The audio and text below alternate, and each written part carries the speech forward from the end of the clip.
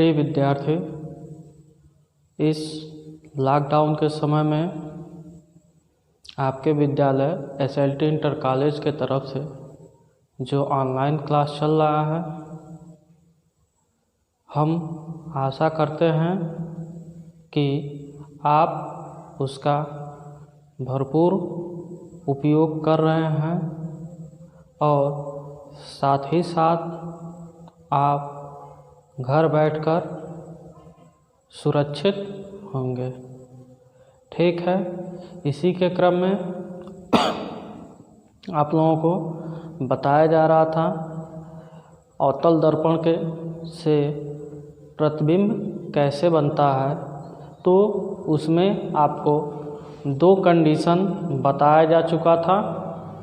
पहला कंडीशन बताया गया था कि यदि कोई वस्तु अवतल दर्पण के सामने अनंत पर रखी गई हो तो उसका प्रतिबिंब कैसे बनाते हैं। उसके बाद से दूसरा बताया गया था कि यदि कोई वस्तु अवतल दर्पण के सामने वक्रता केंद्र से अधिक दूरी पर रखी गई हो तो उसका प्रतिबिंब कैसे बनाते हैं। आज आपको तीसरा कंडीशन जानना है, जो इस प्रकार है कि यदि कोई वस्तु अवतल दर्पण के सामने वक्रता केंद्र पर रखी गई हो तब उसका प्रतिबिंब कैसे बनता है। तो इसके पहले वाले में आपने जाना था वक्रता केंद्र से अधिक दूरी पर रखी गई हो। आज आपको जानना है वक्रता केंद्र पर यदि कोई वस्तु रखी गई है तो उसका प्रतिबिंब कैसे बनता है। तो इसमें सबसे पहले आप पहला हेडिंग लिखते हैं, जो उसमें आपका होता है प्रतिबिंब का स्थिति, यानी प्रतिबिंब की स्थिति। प्रतिबिंब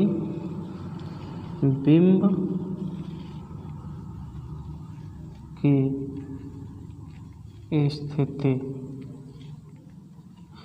आपका जो पहला इसमें हेडिंग होता है, सभी जो प्रतिबिंब बनाया जाता है मतलब अवतल दर्पण से या फिर उत्तल दर्पण से बनाया जाएगा तो उसमें 4 हेडिंग आपको मेंशन करना होता है। तो सबसे पहला हाथ था आपका प्रतिबिंब की स्थिति। तो प्रतिबिंब की स्थिति में सबसे पहले हम चित्र बनाते हैं, यानी किरण आरेख बनाते हैं इसमें। तो चलिए इसमें किरण आरेख बनाया जाए। तो सबसे पहले ही आप एक अवतल दर्पण लीजिए।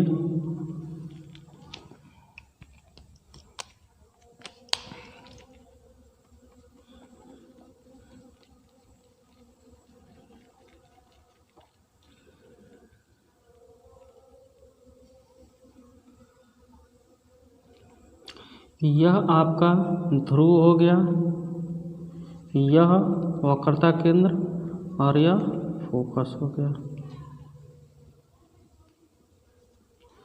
तो आपको वस्तु कहाँ रखना है, तो वक्रता केंद्र पर। तो वस्तु मान लीजिए आपका क्या वक्रता केंद्र है, तो वस्तु वक्रता केंद्र पर रखी गई है। तो सबसे पहले ऊपरी छोर से एक प्रकाश की किरण मुख्य अक्ष के समांतर दर्पण पर पड़ेगी। तो परावर्तन के बाद फोकस से होकर चली जाएगी।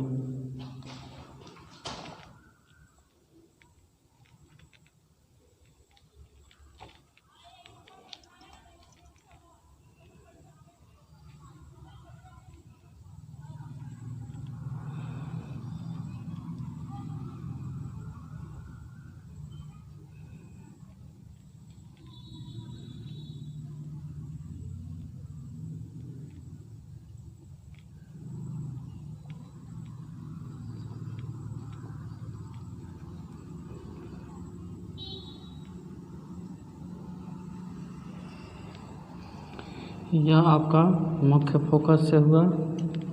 अब दूसरा किरण आपका मुख्य फोकस से होकर जाएगी।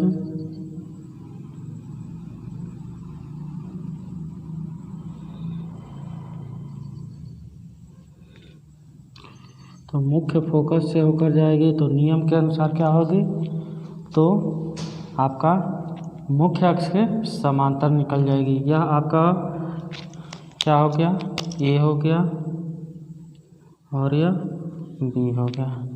आपका यहाँ पर प्रतिबिंब बनेगा, दोनों किरणें यहाँ पर मिल रही हैं, तो यह ए डैश हो जाएगा और यह बी डैश हो गया। तो इसका फिगर यही है। अब इसमें एक और किरण हम ले जा सकते हैं जो ध्रुव से पर हो सकती है, फिर यह आपका यहीं पर आकर मिलेगा। तो हम दो ही किरणों को दिखा रहे हैं, दो ही किरणों से ही आपका फिगर सही है। तो चलिए इसमें देखिए प्रतिबिंब की स्थिति में अब दर्पण का नाम ले सकते हैं M1, M2 लेना हो तो ले सकते हैं, उसमें कोई दिक्कत नहीं है। तो आपका प्रतिबिंब की स्थिति, तो इसमें करते क्या हैं, तो सबसे पहले देखिए आपका किरण आरेख बन गया। तो हम दर्पण के सामने वस्तु को वक्रता केंद्र पर रखे हैं। तो सबसे पहले जो वस्तु होती है, तो वस्तु के ऊपरी छोर से एक प्रकाश की किरण दर्पण पड़ेगी मुख्य अक्ष के समांतर। तो आपको बताया गया था नियम में कि जब मुख्य अक्ष के समांतर किरणें होती हैं तो परावर्तन के बाद से कहाँ से, मुख्य फोकस से होकर चली जाती हैं। अब दूसरा किरण ऊपरी छोर से ही मुख्य फोकस से होकर दर्पण पर पड़ेगी। तो आपको नियम बताया गया था कि परावर्तन के बाद मुख्य अक्ष के समांतर हो जाती हैं। तो अब देखिए दोनों किरणें यहाँ पर मिल रही हैं। तो अब इसी बिंदु से हम जब मुख्य अक्ष पर एक लंब डाल देंगे तो आपका यही आपका क्या मिलेगा, प्रतिबिंब की स्थिति। तो देखिए प्रतिबिंब की स्थिति कहाँ मिल रही है, तो वक्रता केंद्र पर ही आपको प्राप्त हो रही है। यानी प्रतिबिंब की स्थिति कहाँ प्राप्त हो रही है, वक्रता केंद्र पर ही प्राप्त हो रही है। तो इसमें आपको लिखना कैसे है, तो यदि कोई वस्तु अवतल दर्पण के सामने वक्रता केंद्र पर रखी गई हो तो उसके प्रतिबिंब की स्थिति वक्रता केंद्र पर ही प्राप्त होती है। बस इसमें यहीं तक हो जाएगा। अब दूसरा आपका क्या है, दूसरा हेडिंग आपका था इसमें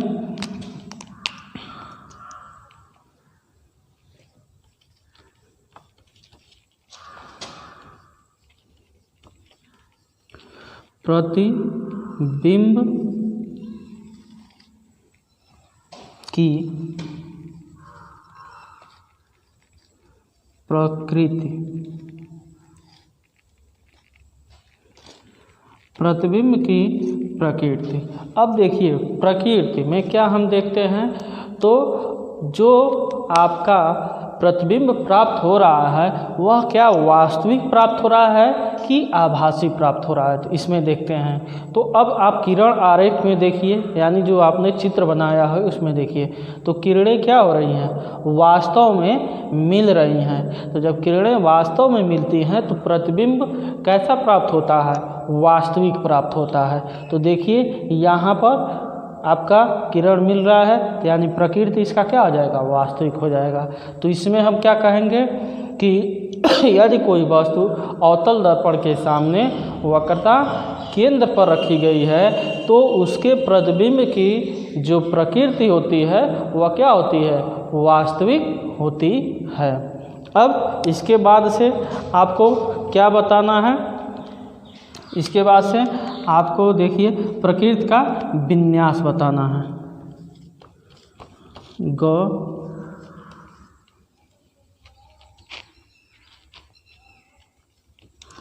प्रतिबिंब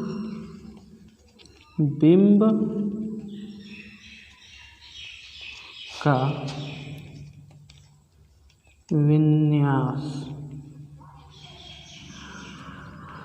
तो प्रतिबिंब का विन्यास में क्या देखते हैं, तो विन्यास में हम देखते हैं कि जो आपका प्रतिबिंब प्राप्त हुआ है वह उल्टा प्राप्त हुआ है कि सीधा प्राप्त हुआ है, उल्टा है कि सीधा। तो यहाँ पर किरण आरेख में देखिए तो आपका जो प्रतिबिंब प्राप्त हो रहा है वह क्या प्राप्त हो रहा है, उल्टा प्राप्त हो रहा है। तो इसमें हम क्या लिखेंगे, यदि कोई वस्तु अवतल दर्पण के सामने वक्रता केंद्र पर रखी गई है तो उसके प्रतिबिंब का विन्यास क्या होता है, उल्टा होता है। यानी इसमें लिखेंगे यदि कोई वस्तु अवतल दर्पण के सामने वक्रता केंद्र पर रखी गई है तो उसके प्रतिबिंब का विन्यास उल्टा प्राप्त होता है। अब इसके बाद से आपका चौथा आता है क्या, प्रतिबिंब का आकार। चौथा आपका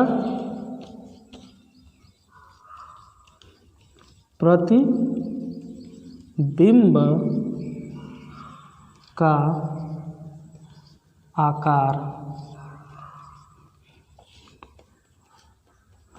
तो प्रतिबिंब का आकार में देखिए, तो प्रतिबिंब का आकार यानी वह इसमें क्या बताते हैं, जो आपका वस्तु प्रतिबिंब प्राप्त हो रहा है वह वस्तु से बड़ा प्राप्त हो रहा है कि छोटा प्राप्त हो रहा है कि बराबर प्राप्त हो रहा है। तो यहाँ पर आप देखेंगे कि जो आपका प्रतिबिंब यह प्राप्त हो रहा है वह वस्तु के बराबर ही प्राप्त होता है।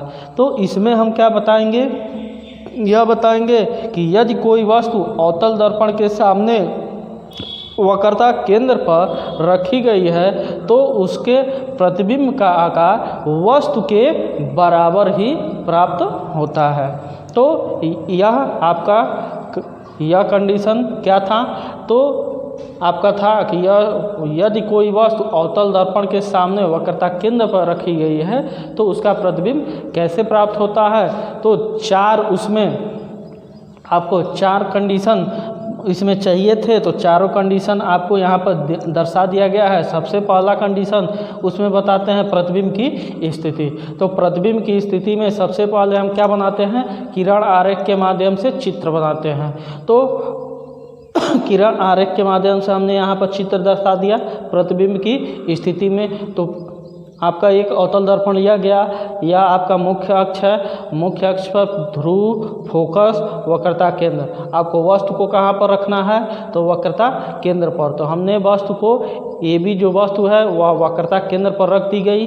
अब जो प्रकाश किरण होता है, कोई भी वस्तु होता है, तो सबसे पहले ऊपरी छोर से यह किरण सीधे निकल जाएगी या फिर यहाँ से तो किरण आर पर जाएगी नहीं जाएगी, क्योंकि यह वस्तु क्या है, आपका अपारदर्शक वस्तु है। अपारदर्शक जब वस्तुएं होती हैं तो किरणें टकरा कर क्या होती हैं, पार नहीं निकल पाती हैं। तो यहाँ से एक किरण निकल सकती है पार या फिर नीचे से। तो नीचे से तो आपका यहाँ पर रखे हैं तो यहाँ भी आपका नहीं निकलेगी। तो एक किरण ऊपरी सतह को छूती हुई क्या समांतर किसके, मुख्य अक्ष के समांतर दर्पण पर पड़ेगी। तो आपको बताया गया था कि जब किरणें मुख्य अक्ष के समांतर दर्पण पर पड़ती हैं तो परावर्तन के बाद से मुख्य फोकस से होकर निकल जाती हैं। तो यह मुख्य फोकस से होकर चली आई। अब दूसरा किरण ऊपरी छोर से तिरछी मतलब मुख्य फोकस से होकर जो किरण जाएगी तो दर्पण पर जब पड़ेगी तो परावर्तन के बाद मुख्य अक्ष के समांतर निकल जाती है। तो देखिए दोनों किरणें कहाँ मिल रही हैं, यहाँ पर मिल रही हैं। तो यहाँ से हम मुख्य अक्ष पर जब लंब देते हैं तो यह देखिए वक्रता केंद्र पर ही आपको एक प्रतिबिंब की स्थिति प्राप्त हो गई। तो इसमें पहले में प्रतिबिंब की स्थिति में क्या कहेंगे, तो कहेंगे यदि कोई वस्तु अवतल दर्पण के सामने वक्रता केंद्र पर रखी गई है तो उसके प्रतिबिंब की स्थिति क्या होगी, तो वक्रता केंद्र पर ही प्राप्त होगी। अब दूसरा हेडिंग आपका आता है प्रतिबिंब की प्रकृति। तो प्रतिबिंब की प्रकृति में क्या देखते हैं, तो वास्तविक है कि आभासी है। तो देखिए जब किरणें वास्तव में मिलती हैं तो प्रतिबिंब क्या बनता है, वास्तविक बनता है। और जब किरणें मिलती हुई प्रतीत होती हैं तो आपका प्रतिबिंब क्या बनता है, आभासी बनता है। तो यहाँ पर किरणें क्या होती हैं, वास्तव में मिल रही हैं, इसलिए प्रतिबिंब वास्तविक बनेगा। तो इसमें हम क्या लिखेंगे, यदि कोई वस्तु अवतल दर्पण के सामने वक्रता केंद्र पर रखी गई है तो उसके प्रतिबिंब की प्रकृति वास्तविक प्राप्त होता है। अब तीसरा आपका इसमें आया प्रतिबिंब का विन्यास। तो विन्यास में क्या देखते हैं, तो उल्टा है कि सीधा है, इसमें देखते हैं तो आप फिगर में यानी देख रहे हैं कि प्रतिबिंब क्या बन रहा है, उल्टा प्राप्त हो रहा है। तो यहाँ पर लिखेंगे यदि कोई वस्तु अवतल दर्पण के सामने वक्रता केंद्र पर रखी गई है तो उसके प्रतिबिंब का जो विन्यास होता है वह उल्टा होता है। अब चौथा इसमें प्रतिबिंब का आकार। तो प्रतिबिंब का आकार में हम क्या देखते हैं, जो प्रतिबिंब प्राप्त हुआ है वह छोटा है, वस्तु से बड़ा है या फिर बराबर है। तो हम देख रहे हैं यहाँ पर जो आपका प्रतिबिंब प्राप्त हो रहा है वह वस्तु के बराबर प्राप्त हो रहा है। तो इसमें हम क्या लिखेंगे कि यदि कोई वस्तु अवतल दर्पण के सामने वक्रता केंद्र पर रखी गई है तो उसके प्रतिबिंब का जो विन्यास होता है, विन्यास नहीं आकार होता है, वह क्या होता है, वस्तु के बराबर ही होता है। तो यह आपका तीसरा कंडीशन था। अब इसके बाद से आपको चौथा कंडीशन क्या बताया जाएगा कि आपका जो यह वस्तु है यह वक्रता केंद्र और फोकस के बीच में कहीं पर रखी गई है तो उसका प्रतिबिंब कैसे बनेगा। तो इसको अगले वीडियो में आपको बताया जाएगा कि यदि कोई वस्तु अवतल दर्पण के सामने मुख्य फोकस और वक्रता केंद्र के बीच में कहीं रखी गई है तो उसका प्रतिबिंब कैसे प्राप्त होता है, उसको अगले वीडियो में बताया जाएगा। तब तक आप इसको यानी 3 कंडीशन बताया गया 3 वीडियो के माध्यम से। तो इसमें आप अगर कोई भूल रहा हो इसमें तो पिछले वाले वीडियो में आप जाकर उसको पूर्ण रूप से देख लीजिएगा, क्या आपको भूल रहा है। यदि कुछ कन्फ्यूजन ज़्यादा हो रहा हो तो व्हाट्सएप के माध्यम से आप पूछ सकते हैं क्या कन्फ्यूजन है आपको, उसको पूर्ण रूप से दूर किया जाएगा। ठीक है, अगले वीडियो में मिलते हैं।